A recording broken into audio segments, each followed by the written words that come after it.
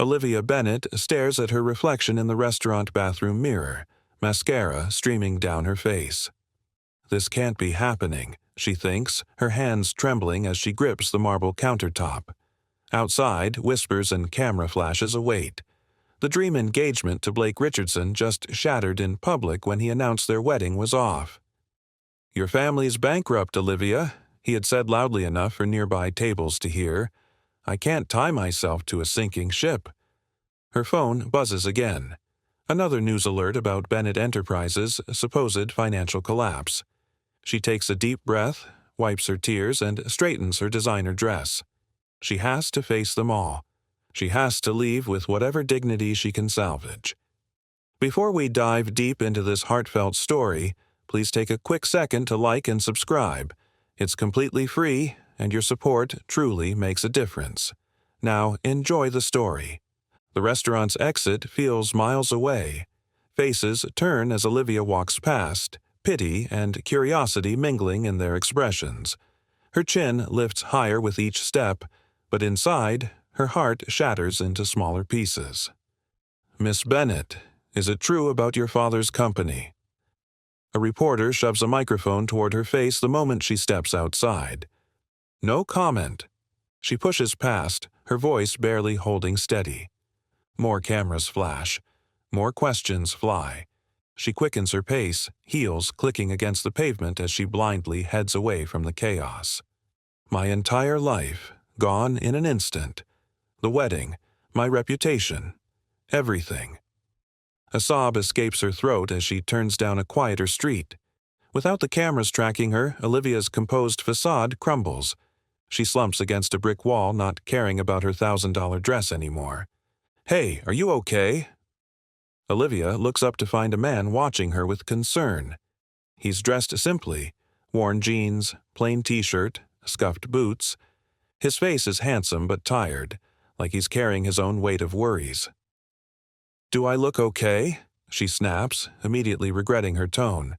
"Sorry, I'm having the worst night of my life." He offers a small smile. "Bad breakup?" "Worse, public humiliation. My fiancé just dumped me in front of half of Manhattan because of some ridiculous rumors about my family's business." The words pour out to this stranger she'll never see again. "Now I have to face everyone. All those people who were sending wedding gifts last week will be gossiping about poor, abandoned Olivia Bennett tomorrow." The man leans against the wall beside her. "What if you didn't have to be abandoned Olivia?" She snorts. "What, should I just disappear? Change my name? Or you could get married." Olivia stares at him. "Excuse me?" Think about it. If you showed up with a husband instead of a canceled engagement, you'd flip the narrative. You weren't dumped. You upgraded. He's insane, she thinks. But something about the idea burrows into her mind. The image of Blake's shocked face if she suddenly had a new husband. "That's ridiculous," she says, yet she doesn't walk away. "I don't even know you." "Ethan Carter." He extends his hand. "Now you know my name." "Olivia Bennett." She shakes his hand automatically, feeling a strange spark at the contact. "And knowing your name doesn't make this any less crazy." Ethan shrugs. "Sometimes crazy is the only option left. Besides, I'm a great fake husband. I clean up nice, I can make small talk, and I'd never embarrass you in public like your ex just did." Olivia studies him. Despite his casual clothes, there's something in his posture, his confidence, that doesn't quite match the image of a struggling nobody. "Why would you help a stranger like this?" she asks, suspicious now. Something flickers in his eyes, something she can't quite identify. "Let's just say I understand what it's like when people judge you based on perception rather than reality." He checks his watch. City Hall closes in an hour. What's it going to be, Olivia Bennett? This is insane. Completely insane. Her logical mind screams warnings, yet the thought of facing tomorrow's headlines, "Olivia Bennett, abandoned bride-to-be," makes her physically ill. If we did this, and I'm not saying we will, it would be temporary. A business arrangement. Of course, Ethan agrees quickly. Once the scandal dies down, we get it annulled. No strings. Olivia takes a deep breath. I can pay you for your trouble. Something hardens in Ethan's expression. I don't want your money. Then what do you want? His gaze meets hers directly. Let's just say I'm between jobs right now. A place to stay while I figure things out would help. The penthouse has 5 bedrooms. He could stay in the guest wing and I'd barely know he's there. Olivia's phone buzzes again. Another message from a concerned friend asking about the breakup. Her stomach clenches. Okay, she says suddenly. Let's do it. Let's get married. Ethan's eyebrows rise like he didn't actually expect her to agree, but he quickly composes himself, offering his arm. Shall we, future Mrs. Carter? Bennett Carter, she corrects automatically. I'm keeping my name. He laughs, a warm sound that momentarily distracts her from the evening's disaster. I wouldn't expect anything less. As they walk toward City Hall, Olivia's mind races. This is temporary, a business arrangement. Nothing more, just a shield against pity until this all blows over. Little does she know, Ethan Carter has secrets of his own, secrets that will turn her carefully managed world upside down all over again. The City Hall ceremony passes in a blur. No flowing white gown, no string quartet, no hundreds of guests, just fluorescent lights, a bored clerk, and paperwork. Olivia's hands shake as she signs her name. What am I doing? She keeps thinking, but the alternative, facing everyone alone tomorrow, pushes her forward. By the power vested in me by the state of New York, I now pronounce you husband and wife. The clerk drones without looking up from the papers. You may kiss if you want. Olivia freezes. She hadn't thought about this part. Ethan hesitates too, then leans in and places the lightest kiss on her cheek. Congratulations, the clerk mutters, already calling for the next couple. Outside, reality crashes back. Olivia stares at the simple gold band now on her finger, purchased from a jewelry store across from City Hall. It's nothing like the 4-carat diamond Blake gave her, the one she slipped off and left on the restaurant table. So, Mrs. Bennett Carter, Ethan says, breaking the silence. Where to now? Olivia checks her phone. 27 missed calls, 42 text messages, news alerts about Bennett Enterprises still popping up. My place, she decides. We should get our story straight before anyone sees us together. In the taxi, Olivia studies Ethan more carefully. Despite his casual clothes, his posture speaks of confidence. His hands are well maintained, not those of someone who does physical labor. When he catches her looking, she quickly turns away. What do you actually do for work? She asks, realizing she's married a complete stranger. Investment consulting, he answers smoothly. But the firm I was with downsized recently. I'm between opportunities at the moment. Investment consulting. At least he understands her world. And you just happened to be walking by when I was having a meltdown. A small smile plays on his lips. Right place, right time, I guess. For which of us? Olivia mutters. The taxi pulls up to her building, and Ethan whistles low. Penthouse, I'm guessing. She ignores this, leading him through the marble lobby. The doorman, Harold, raises his eyebrows at the unfamiliar man beside her. Evening, Miss Bennett. Is everything all right? Everything's fine, Harold. This is Ethan, my husband. The word feels foreign on her tongue. Harold's jaw drops. Husband? But I thought... Plans change, Harold. Olivia cuts him off, feeling a flush creep up her neck. Please update the resident list accordingly. Ethan will be staying with me. In the elevator, Ethan leans against the wall, seeming amused. You enjoy shocking people, don't you? I don't enjoy any of this, she snaps, then softer. But thank you for doing this. It's completely crazy, but it might just work. When the elevator opens directly into her penthouse, Ethan tries and fails to hide his awe. Floor-to-ceiling windows showcase the glittering Manhattan skyline. Modern art hangs on the walls. Everything screams wealth and privilege. The guest bedroom is down that hallway, Olivia points. Bathroom attached, kitchen's fully stocked if you get hungry. Ethan walks to the windows, taking in the view. You know, most people would be interrogating me right now, making sure I'm not a serial killer before letting me stay in their home. Olivia kicks off her heels, suddenly exhausted. Are you a serial killer? No. Then we're good.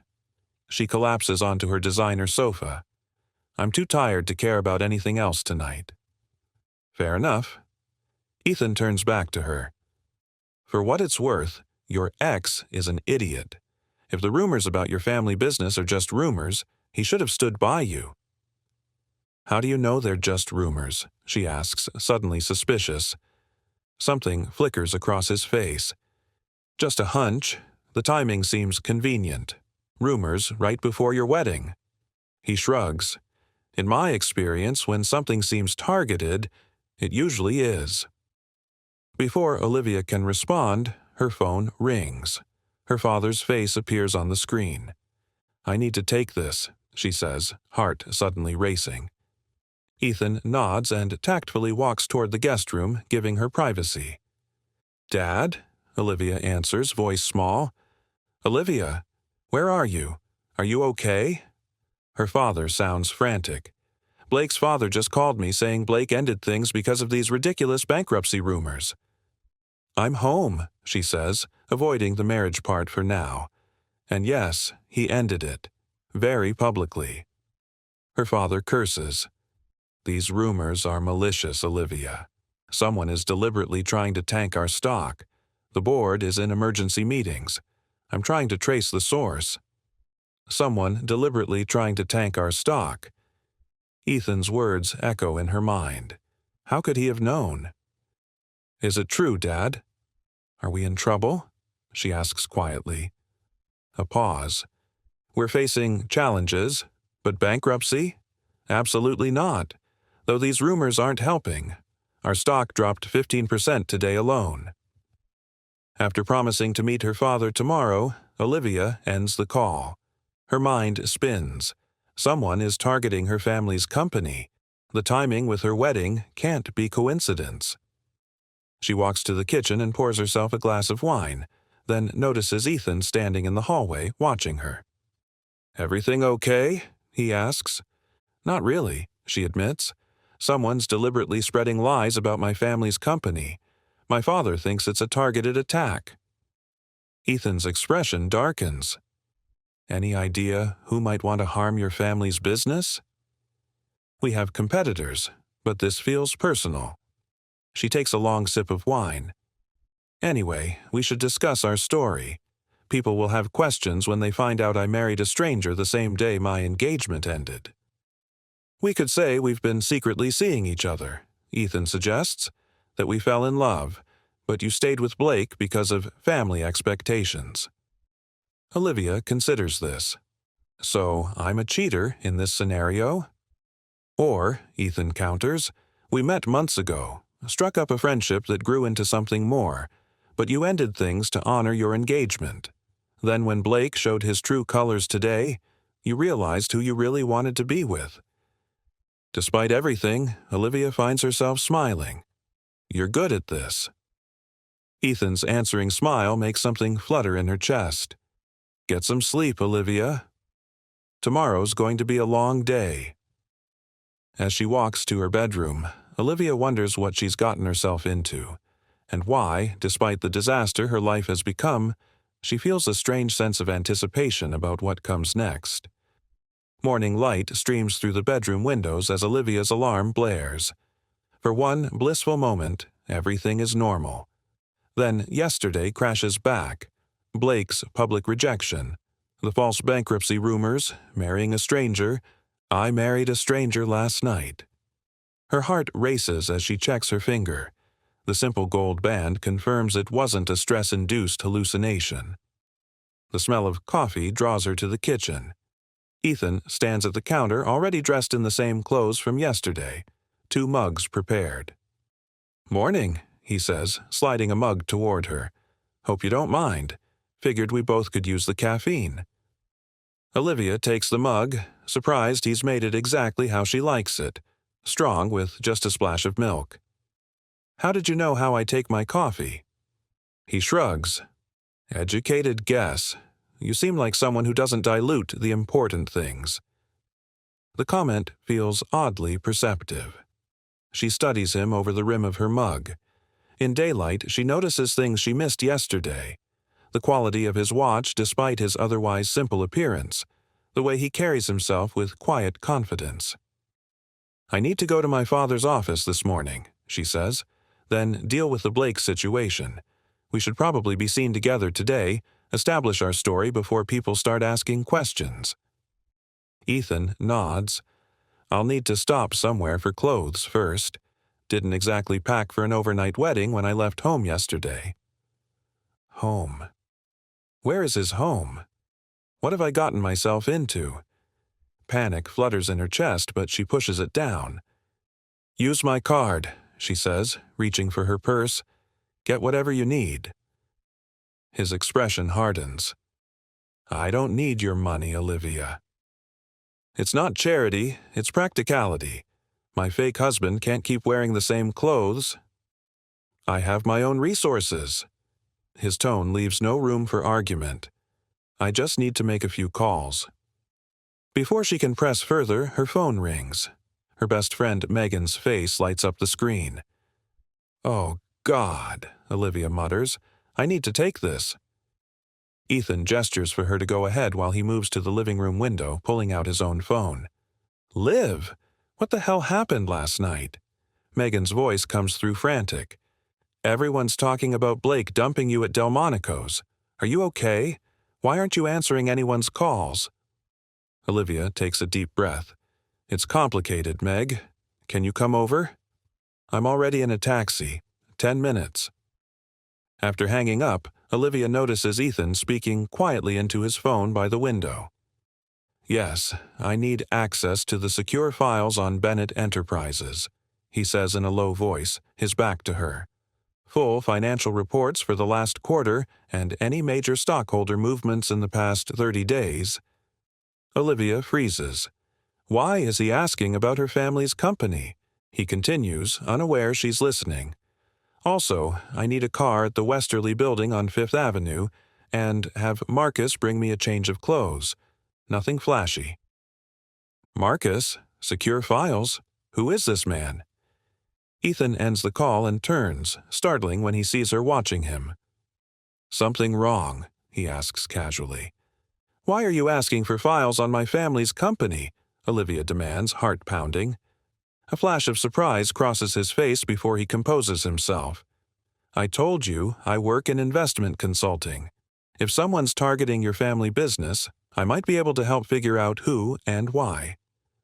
"Without asking me first?" Her voice rises. "That's private information." "You're right, I should have asked." He looks genuinely apologetic. "Force of habit when I see a problem to solve." Before Olivia can respond, the elevator chimes. Megan rushes in, stopping short at the sight of Ethan. Hi?" She looks between them, confusion evident. "Megan, this is Ethan," Olivia says, suddenly realizing how insane this will sound. "My husband." Megan's mouth drops open. "Your what?" "We got married last night," Olivia states flatly, deciding to rip off the Band-Aid. "But, Blake." "What?" Megan sputters, looking at Ethan like he might be a hallucination. Ethan steps forward, offering his hand. "Ethan Carter.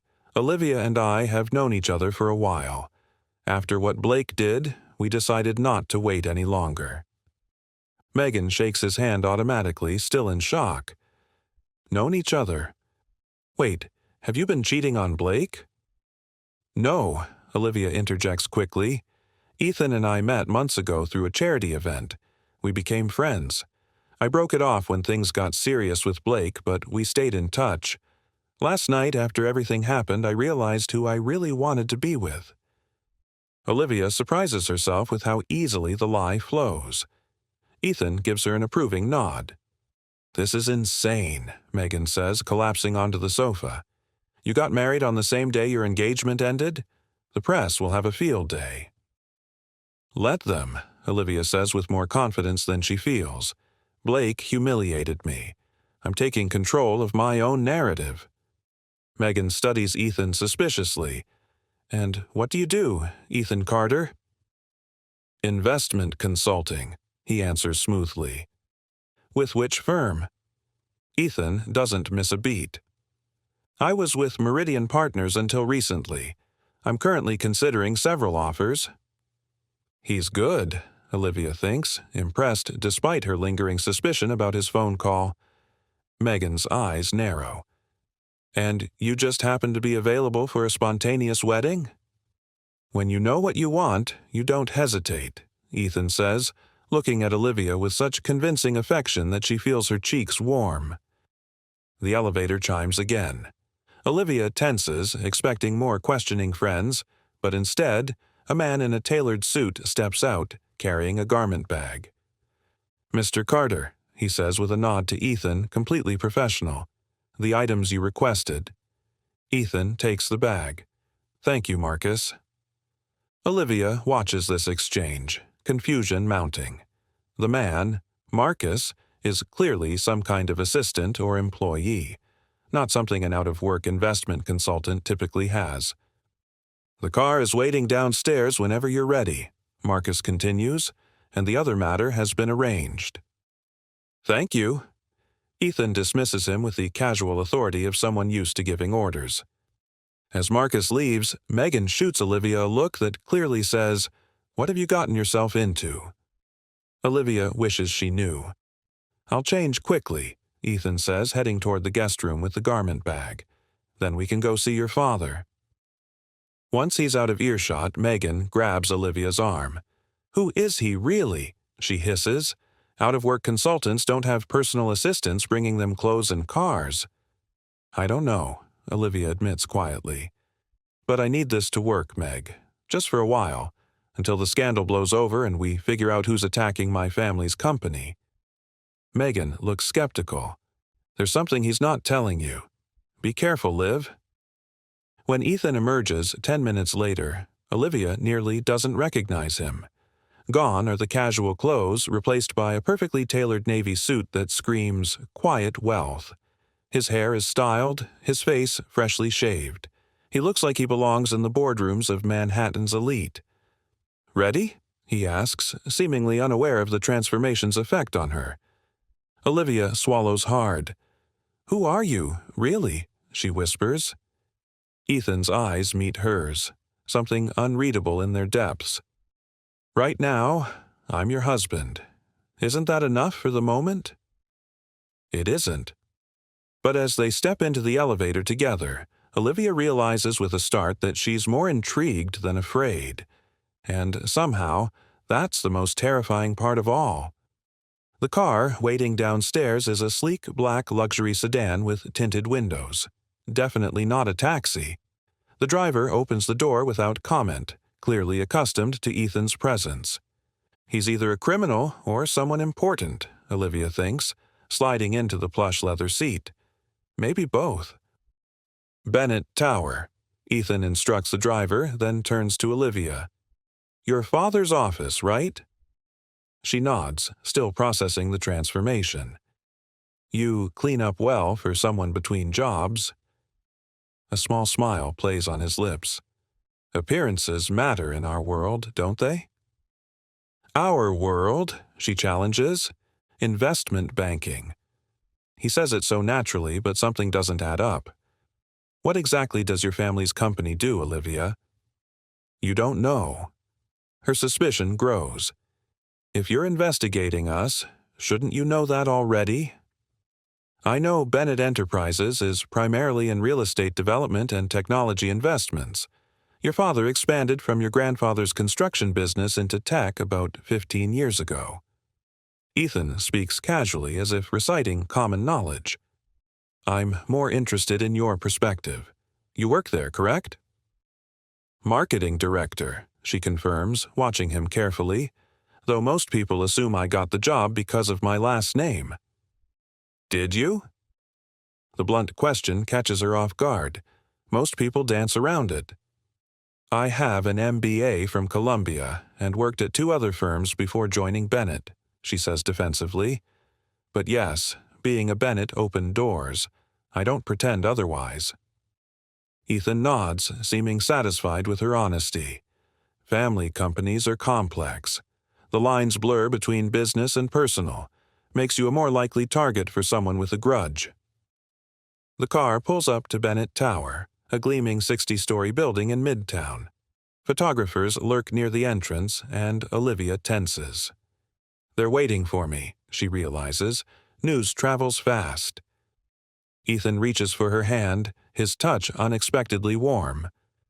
Ready to give them something to talk about? Before she can respond, he's out of the car and opening her door, playing the attentive husband perfectly. When she emerges, the photographers spot her immediately. Olivia, over here. Comment on your breakup. Ethan slides his arm around her waist protectively. The cameras click faster. Who's this, Olivia? Where's Blake? Olivia freezes momentarily, but Ethan speaks up. Ethan Carter, he says with confident ease, Olivia's husband. The revelation causes an eruption of questions. Ethan guides her through with the practiced ease of someone accustomed to media attention, neither rushing nor engaging, keeping his arm firmly around her waist. You've done this before, she mutters as they enter the building. Once or twice, he admits. The security guards greet Olivia with familiar nods but eye Ethan skeptically until she introduces him. In the executive elevator, Olivia feels her anxiety building. My father doesn't know about our arrangement, she reminds him. Follow my lead, Ethan says as the doors open directly into the executive suite. Her father's assistant, Janet, looks up from her desk, her eyes widening. Olivia, your father's been worried sick. He's on a call, but... She stops, noticing Ethan. Who's this? Janet, this is Ethan Carter, my husband. Janet's jaw drops. But the wedding isn't for months, and Blake was just... Plans changed, Olivia says tightly. Is Dad available? Before Janet can answer, Robert Bennett emerges from his office, phone still in hand. Olivia, thank God, these vultures are circling. He stops, seeing Ethan. Who's this? Dad, this is Ethan, my husband. Her father stares, phone forgotten. Your what? Perhaps we should discuss this in private, Ethan suggests calmly. Robert's eyes narrow, but he motions them into his office. As soon as the door closes, he explodes. What the hell is going on, Olivia? You're engaged to Blake. Blake dumped me publicly yesterday because of these bankruptcy rumors, Olivia snaps. He humiliated me. Where were you, Dad? You didn't even call until hours later. I was in emergency meetings all day, because someone is trying to destroy everything we've built. He turns to Ethan. And who exactly are you? Taking advantage of my daughter during a crisis. Ethan remains unruffled. With all due respect, Mr. Bennett, Olivia is a grown woman capable of making her own decisions. As for who I am, someone who believes your company is being deliberately targeted, potentially by someone who wanted your daughter's engagement to fail. Robert pauses, studying Ethan with new interest. What makes you say that? The timing is too convenient, Ethan explains. Bankruptcy rumors emerging days before your daughter's wedding to the son of a business rival? Someone wants both your company and your family to suffer. And you've deduced this how? Robert asks suspiciously. Investment analysis is my field. Pattern recognition is what I do. Robert's eyes narrow. Which firm? I'm between positions at the moment, Ethan says smoothly. By choice. Olivia watches this exchange, a realization dawning. Ethan isn't intimidated by her father. a man who makes Fortune 500 CEOs nervous. He's speaking as an equal. "Dad, the point is," she interjects, "I'm not going to be the pitiful jilted bride in tomorrow's papers. Ethan and I have known each other for months. After Blake showed his true colors, we decided not to wait." "Known each other how?" her father demands. "We met at the Metropolitan Museum fundraiser last fall," Ethan says without hesitation. Olivia blinks. She was at that fundraiser, but she doesn't remember meeting him. Her father turns to her, skepticism clear. "Is this true?" "Yes," she lies, wondering how Ethan knew about an event she'd attended. "We kept in touch." "And now you're married," her father states flatly, "to a man you've never mentioned. The day after your engagement ended."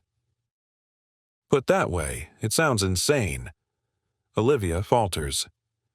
"Mr. Bennett," Ethan cuts in, "I understand your concerns.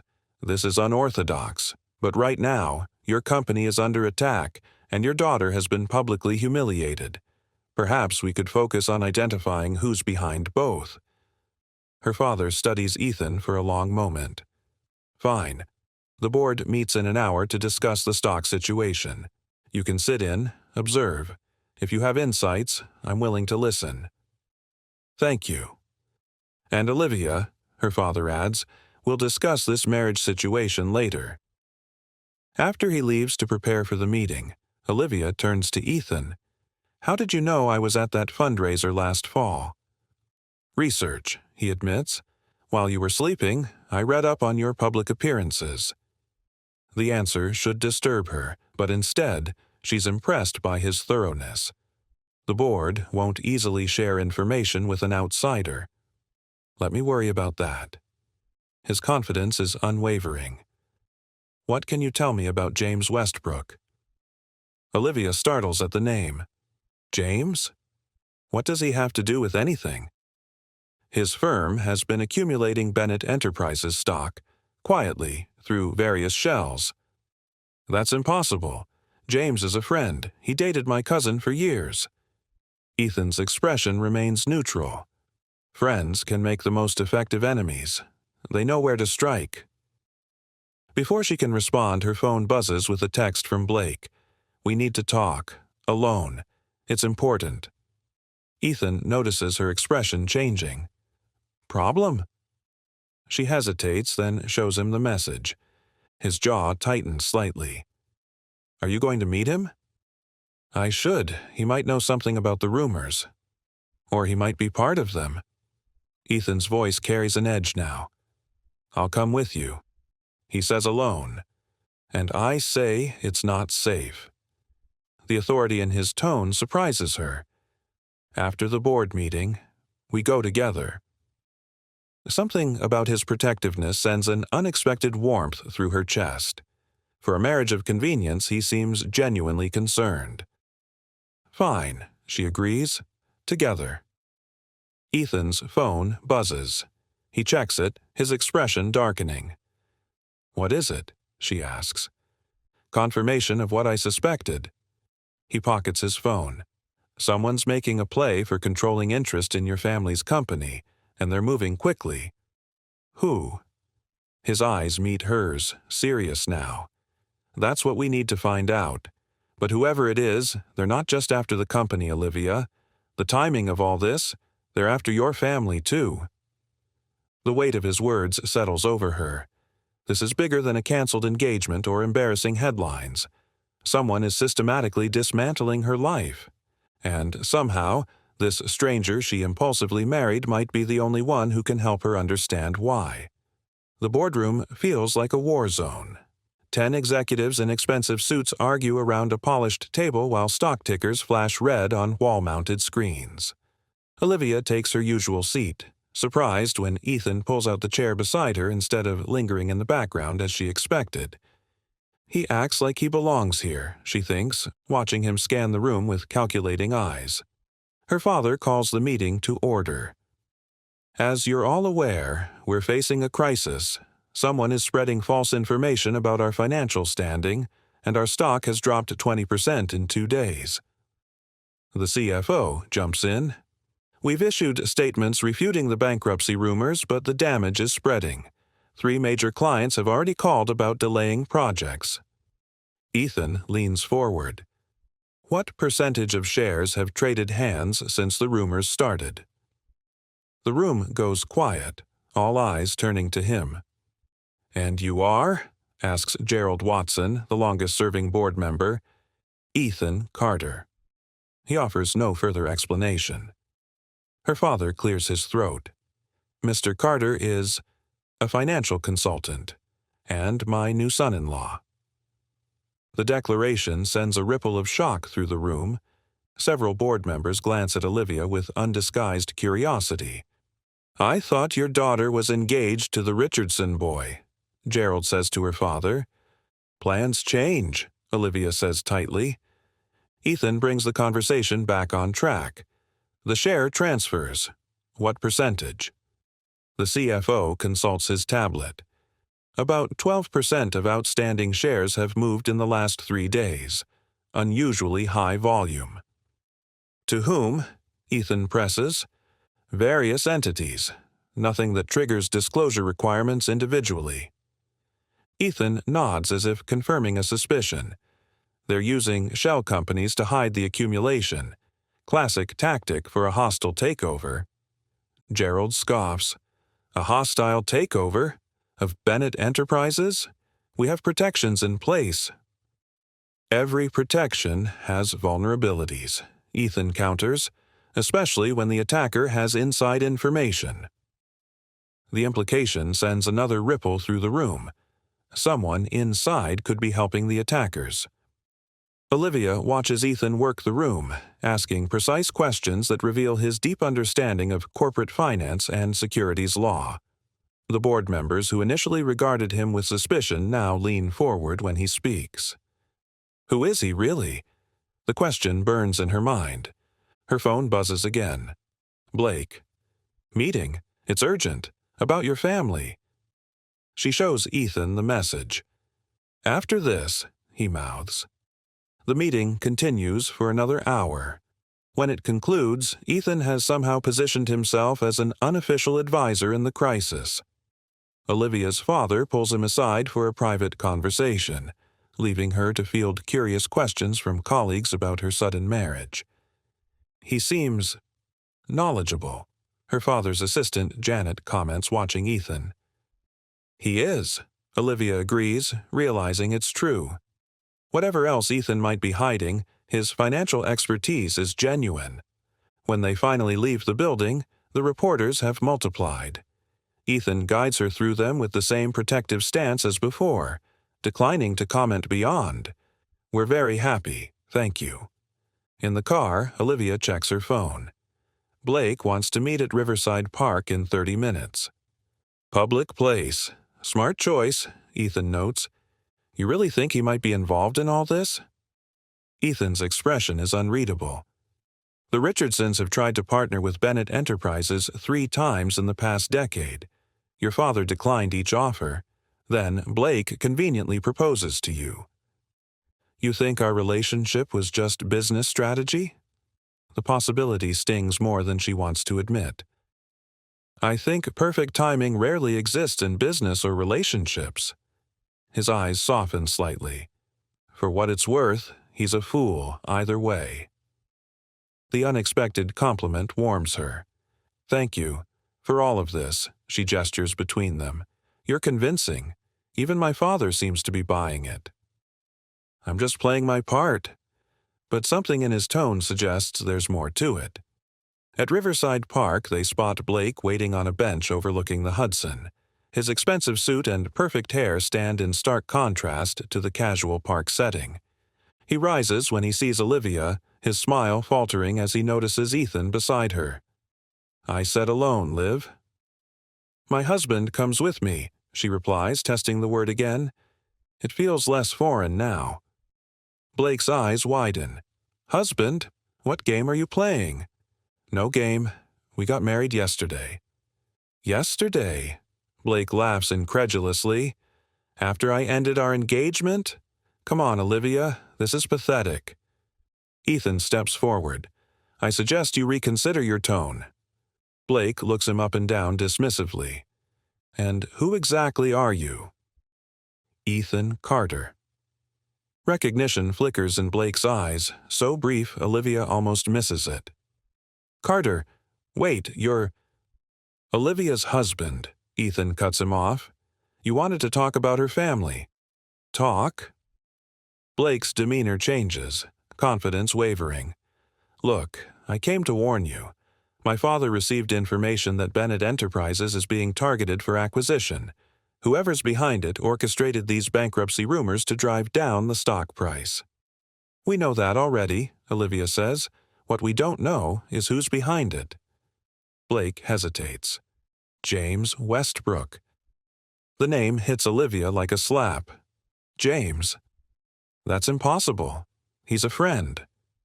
He's ruthless, Blake counters, and he's been planning this for months. The wedding was part of it. Our wedding? Olivia asks, confused. His wedding. To you. Olivia stares at him. What are you talking about? James approached my father weeks ago. Said once I ended things with you, he'd step in as the savior, personally and professionally. He's been waiting for his chance with you for years, Liv. James, who dated my cousin, who always sent extravagant birthday gifts, who called right after Blake proposed to congratulate me. Why are you telling me this? She demands. Because despite what you think, I do care about you. Blake looks genuinely troubled. When my father told me about the bankruptcy rumors, I thought it was just bad timing. But then James called this morning, asking if I'd heard you'd gotten married to some random guy instead of running to him like he expected. He was furious. Ethan's expression darkens. He expected her to turn to him after you humiliated her. Exactly. Blake nods. It was all choreographed, except you. He looks at Ethan with new interest. You weren't part of his plan. Olivia's mind reels. James, someone she trusted, orchestrated her public humiliation as part of a business strategy. The betrayal cuts deep. There's more, Blake continues. James is hosting a charity gala tonight. He's planning to announce a major acquisition. I think it's Bennett Enterprises. That's impossible, Olivia insists. He can't acquire controlling interest that quickly. Unless he's been buying shares through shell companies for months, Ethan points out, and has inside help. A chill runs through her. Someone at Bennett is helping him. You need to find out who, Blake says, before the gala tonight. As they leave, Olivia notices Ethan texting rapidly. What are you doing? Calling in resources. If Westbrook has been accumulating shares, there's a paper trail. You believe Blake? His story fits the pattern. Ethan's jaw is set in determination. And I've had suspicions about Westbrook for a while. A while? You just heard about him today, she points out. Ethan falters momentarily. I meant since you mentioned him earlier. But Olivia isn't convinced. Another piece of the puzzle that is Ethan Carter doesn't fit. We need to get ready for that gala, she says, watching him carefully. If James is really behind this, I want to confront him directly. Agreed. Ethan's phone chimes with a response. And now, we'll have proof. As the car takes them back to her penthouse, Olivia finds herself studying Ethan's profile. In just 24 hours, this stranger has become integral to saving her family's company. He moves through her world with inexplicable ease, knows things he shouldn't know.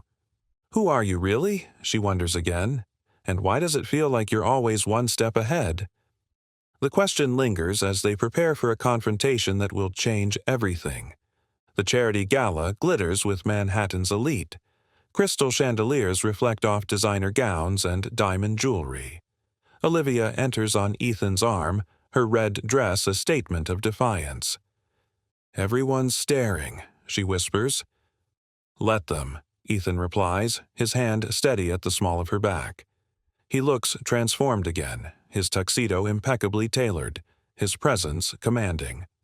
Several prominent business figures nod in his direction with unexpected deference. Across the room, James Westbrook holds court near the stage. He freezes momentarily when he sees Olivia with Ethan, his confident smile faltering. He recognizes you, Olivia realizes, but how? Ethan's eyes lock with James's in silent challenge. Because James and I have crossed paths before. Before she can question him further, her father appears beside them. Olivia. Ethan. He looks troubled. I've been reviewing the stock transactions.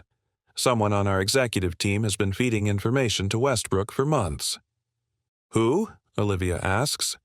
Janet, her father says grimly. My own assistant. She's been with me 15 years. The betrayal stings, even though Olivia barely knows the woman. Have you confronted her? No need. Ethan's voice is calm. The evidence has been sent to the SEC. They'll handle it. Robert Bennett stares at Ethan with newfound respect. Who are you really, son? Before Ethan can answer, the lights dim. James takes the stage, tapping the microphone. Distinguished guests, thank you for supporting our charitable cause tonight. Before we begin the auction, I have an exciting business announcement. Olivia tenses. This is it. After months of negotiation, Westbrook Capital is proud to announce our acquisition of… Nothing, Ethan interrupts loudly, stepping forward. All eyes turn to him. You're announcing nothing tonight, James. A murmur ripples through the crowd. James's smile turns brittle. Ethan Carter. What an unexpected surprise. Ethan announces the SEC is currently reviewing evidence of securities fraud, market manipulation, and corporate espionage. Targeting Bennett Enterprises using illegal means. James's face hardens. You have no proof. Actually, we have everything. Ethan's voice carries effortlessly. The shell companies, the insider trading, the planted bankruptcy rumors. It's over, James. The room erupts in whispers. James steps down from the stage, moving toward them. You weren't supposed to be here, he hisses at Ethan. She was supposed to come to me after Richardson dumped her. Well, she came to me instead, Ethan says, a hint of satisfaction in his tone. Do you even know who he is? James asks Olivia. The great Ethan Carter, Chief Executive Officer of EC Industries, one of the richest men in the country, your family's biggest competitor. The revelation hits Olivia like a tidal wave. She turns to Ethan, searching his face. Is that true? His eyes soften as they meet hers. Yes. You lied to me, she whispers, the hurt evident in her voice. I wanted you to know me, not my bank account. His voice is gentle but urgent. If I'd told you who I was that night, would you have believed I wanted to help you for you, not as a business strategy? She knows the answer. After Blake's betrayal, she would have assumed the worst. When did you plan to tell me? She demands. Today, after we stopped James. His gaze is unwavering. I never meant to hurt you, Olivia. Security personnel enter the room, heading straight for James. The SEC works quickly when billionaires provide evidence. As James is escorted out, Olivia faces Ethan in the suddenly quiet room.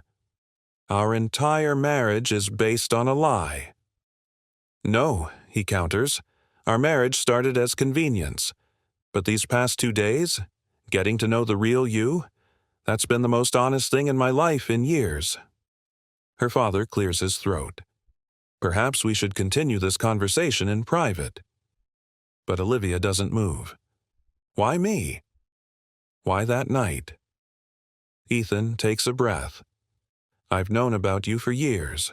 Watched you from afar at industry events.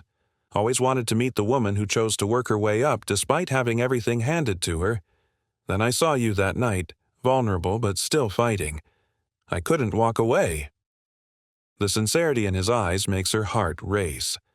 Around them, guests pretend not to listen, failing miserably. "So, what now?" she asks. "The crisis is over. You don't need to pretend anymore." "I'm not pretending, Olivia." He takes her hand. "Our start was unconventional, but my feelings are real. The question is, are yours?" The ballroom fades away as she looks at him, really looks at him. Not the billionaire CEO, not her fake husband. Just Ethan, the man who stood beside her when everyone else abandoned her. "I don't know," she answers honestly, "but I think I'd like the chance to find out." His smile is worth more than all his billions. "That's all I'm asking for. A chance." As he leads her from the ballroom, cameras flash again. Tomorrow's headlines will tell yet another version of their story. But for the first time, Olivia doesn't care what the world thinks. She's too busy discovering what's real. For now, that was enough. Don't forget to like this video if you believe in the power of love to break down walls and bridge any divide.